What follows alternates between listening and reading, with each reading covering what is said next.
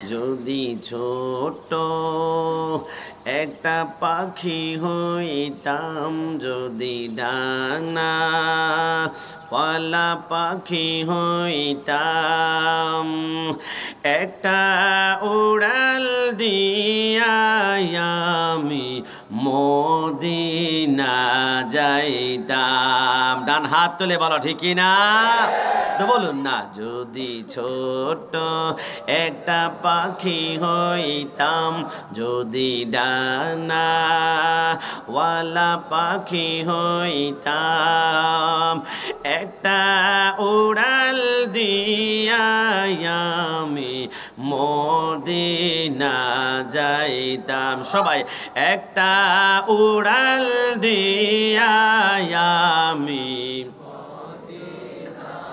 এদিকে সেদিকে ঘুরে বেড়াইতাম, মিলিয়া ডানা যেথায় পড়েছিল নবীর কদমখানা,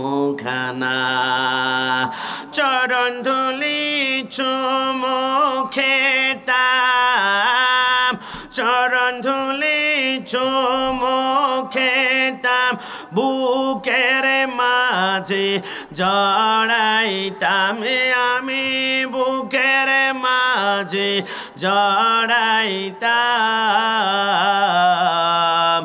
একটা উড়াল দিয়া আমি মদিনা যাইতাম। মন থেকে বলুন তো, জীবনে একবার হলো মদিনা যেতে মন চায় কি চায় না?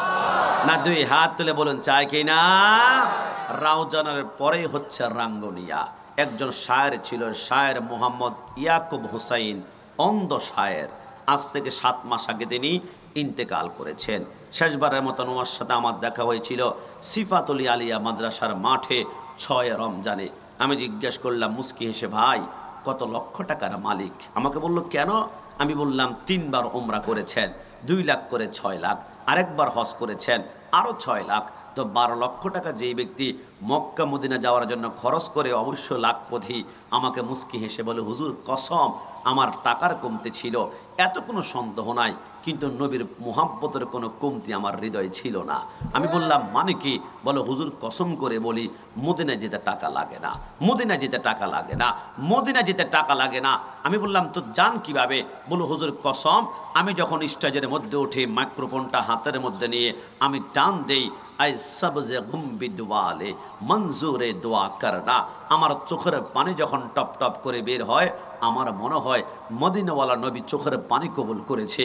হুজুর কসম করে বলি, রসুল্লাহর প্রেমের কথা বললে যদি চোখের পানি বের হয়, 1 ফোঁটা চোখের পানি যদি আমার রসুল্লাহ কবুল করে পেলে, কোটিপতির আগে, শিল্পপতির আগে আপনি ভ্যান চালান, রিক্সা চালান, মাটি কাটেন, চা বিক্রি করেন, পান বিক্রি করেন, কোনো সমস্যা নাই। রসুল্লাহ যদি 1 ফোঁটা চোখের পানি কবুল করে, কসম খোদার, কোটিপতির আগে আপনি মদিনায় হাজির হয়ে যাবেন। কারণ মদিনা যাওয়ার মূল সম্বল হচ্ছে রসুল্লাহর মুহাব্বত। জোরে বলুন সুবহানাল্লাহ।